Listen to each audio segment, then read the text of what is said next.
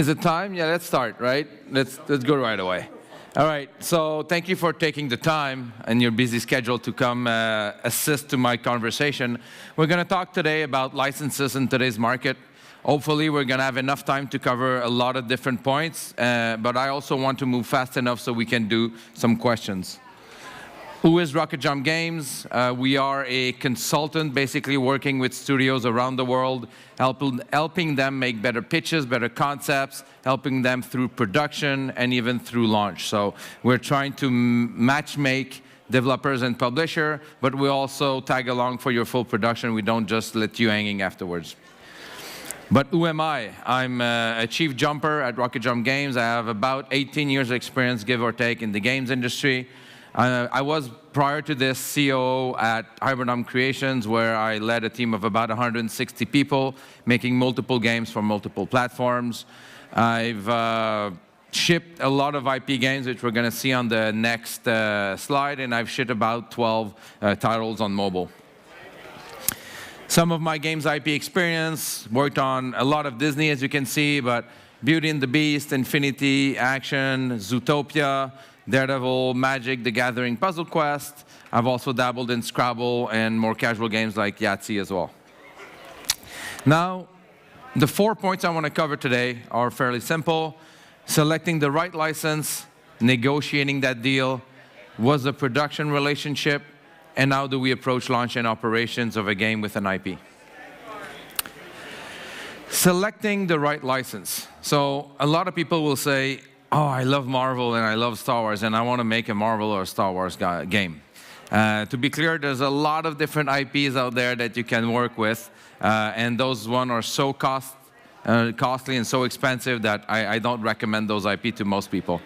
So what kind of games do you want to make? So let's start there. You have to look at what games you're good at making, what game your studio has been making for a long time, and does that game require a license or can it be enhanced with an IP? What's your target audience? What's your persona? After this, I'm going to show you a couple ways to look at persona, look at audience, who's going to be attracted by your game. It's important to have a match there. You cannot just create a game, slap on the license, what we call brand slapping, and expect people to actually want to play your game and monetize in your game. So what do you want with that license? Chris talked about acquisition. Is this the only thing that you can get out of a license? Easy, cheaper users? I don't think so. You can also look at the story. You can look at characters. There's a lot of things an IP can bring to the table. And then find your matches and build a case.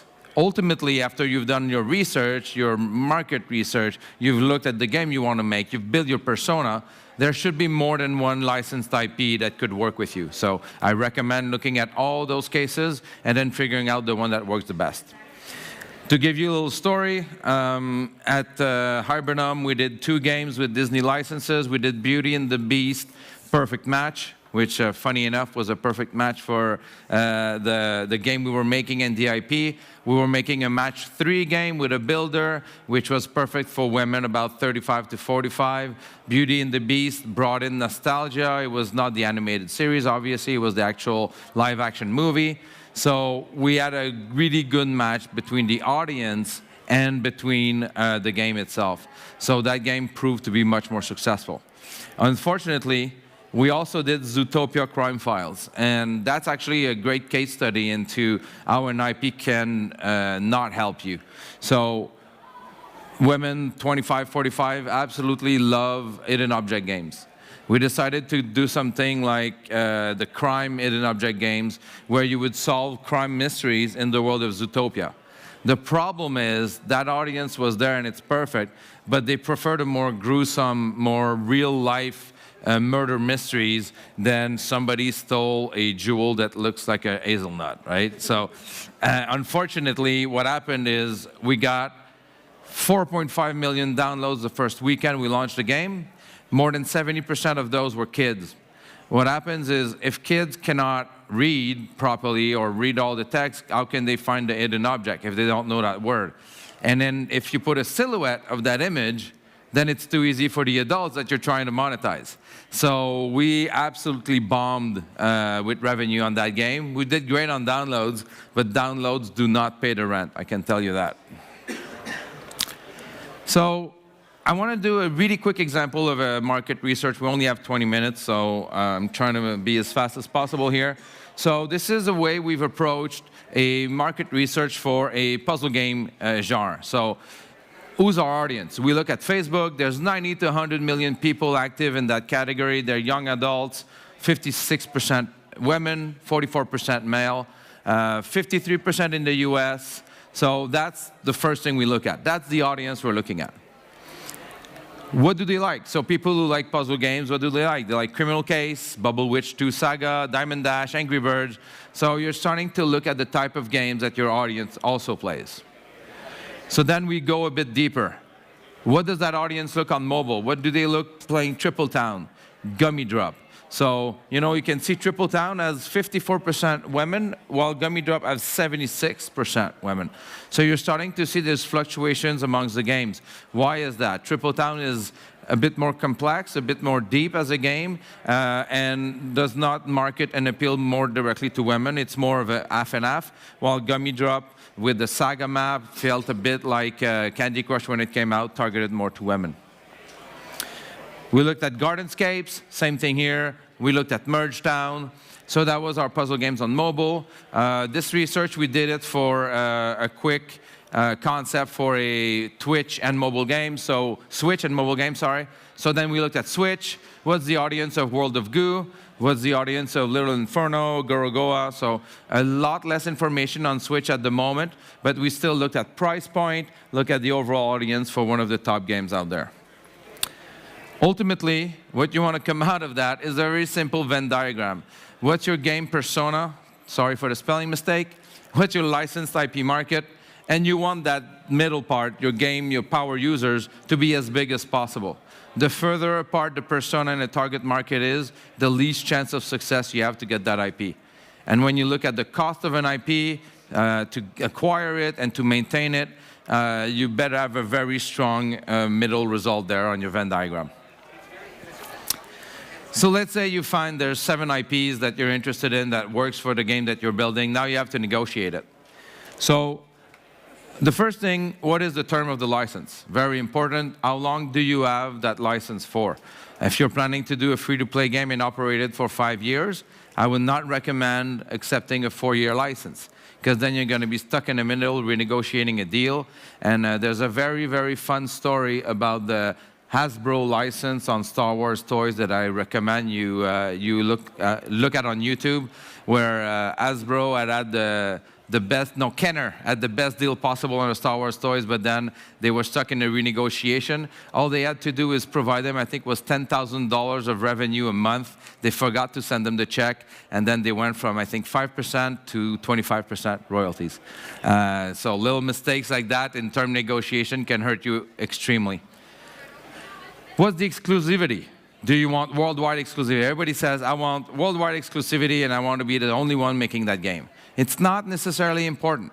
You can look at territories. Maybe you won't ship in Asia, maybe you will. You can also look at the genre. Maybe you want to build an RPG with that IP, but you say, fine, you can do casual games with it. It's not going to compete. So the more thought out your exclusivity concept is, the better deal you're going to get. What's the minimum guarantee? What's the advance? There's a difference, right? Minimum guarantee, you have to pay X amount of dollars in the first year, first 2 years, depending how you negotiate that. But what's the advance? How much money do you have to give up front before you make your game? So let's say you're making a mobile game, it's going to cost you $3 million to make. If you get a major IP, it can cost you up to $5 to $7 million up front before you have one line of code. That's extremely painful. You have to think about those things. Royalty rate, usually the more MG in advance you give, the lower the royalty you can get. So if you're very confident in the success of your game, maybe that's the way to go. Give more money up front, keep the higher percentage of revenue for yourself. Marketing recoup. That is a huge point of discussion right now. Been working on many license deals in the past year, and what's happening is marketing a mobile game is more and more difficult. So publishers are asking the licensor to actually give them a break on marketing Recoup. So if I promise $4 million of marketing the first year, I'm asking them to not take their revenue off of the first 4 million. So I'm going to give you 20% rev share, but I want you to wait until I make that marketing money back. So that's one of the biggest point of negotiation that we see right now, because the CPI, the cost per install, is so high and so close to LTVs most of the time, that if you have to give away 20%, 15% to the licensor prior to your revenue, you won't be able to market the game. So that's I would say right now, that's the highest points of negotiation that you have in deals. Very important for your team. So you're negotiating the deal. Don't forget about your team that's going to be making this game. What's the creative and approvals? Do they have approvals and veto on everything you're going to create? Are they going to force you to use specific characters at a specific time because they're launching something new? So you really have to be careful on this one, because if they have too much rights and they don't necessarily understand game making, you're going to be stuck in a situation where they're going to wait in beta to change something you did at vertical slice, which is not optimal at all. Ultimately, I would say try to let the numbers decide. And we're making games. We love making games. We're creative people. We love having fun making games. It sucks to look at numbers every day. I totally get it. But at the end, that's what's going to pay the rent and pay your salaries. So let's look at a very, very quick example of IP P&L. And that's something I would recommend anybody doing a deal for IP to build. Build your P&L, your revenues, your cost, your marketing, your team. So it's not made to be seen by you guys. I mean, if you want to have a P&L, just email me after this. But I just want to show you how complicated this is. This is just one screen capture I could do out of one of my worksheets that has 12 worksheets, and this goes all the way down to 10,000, I think. So P&Ls are complex, but they're vital. When you're negotiating, it can mean the difference between selecting an IP that's asking for 20% royalty or not selecting it, because the 15% one actually sees you profit in the first 14 months, while the other one you don't see profit until 19 months. So build a P&L, put in the case numbers that you are given. Be careful, don't go over-exaggerating on the KPIs this IP is going to give you, and you're going to be able to take a more informed decision. A little sidetrack. What's the influence of a good license? Well, a good license is going to provide you depth and longevity for your creative without limiting content. That's what you want, right? You want an IP that's going to open the minds of your creative, not stop it. It's going to increase trust in your product, which should impact positively your organic traffic, right? If you have an IP, somebody's going to find your game and download it better than if you don't have an IP. It's going to increase your conversion to spend. Again, it's trust. So they trust the brand of Beauty and the Beast. So they're going to be more confident in spending money on your game. It's going to hopefully lower your CPIs and increase your LTV, making it profitable to advertise for your game. And finally, it's going to reduce the cost of marketing your game. It does not eliminate it. So you cannot say, I'm going to get an IP, I'm not going to spend any money in marketing, and I'm going to get featured as promised. Being featured and getting an IP is not a guarantee of success. You actually have to work in marketing to make your game successful. It says here I only have 4 minutes, so let's try to go towards the questions. Production relationship, really important during production. Hopefully you set this thing properly in the contract negotiation. But what can the licensor provide? Can he provide you with the 3D models, with the storyline, with the brand book? If you're making a movie, can you see the movie rough cut before it comes out so you can actually know what the story is about? Or the script, anything you can have to help you build your game. What will the flow of approvals be? That is critical. I'll give you an example. Working on Disney Cars, we were working with the product team at Disney Interactive. They were working with us to make the game. All of a sudden, hey, flag, we have to get approvals from the Cars team, so the guys making the movie. And all of a sudden, they wanted to see the screws underneath the cars when it did the flip for 0.7 seconds. So very important. Some people have different approach to approvals. Important to know that at a time. You have to plan out your live operations. Don't ship all your best content at launch. Don't put all the best characters, the best storyline, the best special events at launch and have nothing for future down the road. Make sure to plan those out intelligently. And how will you expand the world? A quick example of approvals here, it's pretty funny. We did a Bruce Lee game and start making the game, and then at one point it says, by the way, 2 things Bruce Lee cannot do in the game. He cannot fight women, and he cannot drink. So you cannot see Bruce Lee at any point in a bar with booze around him in the game. You would think it's silly, right? But it happens, right? So you cannot have a fight scene in a bar. Launch and operations. Is there a crucial date for launch? So very important. If you're looking at movie IP, I would always strongly recommend going for an evergreen.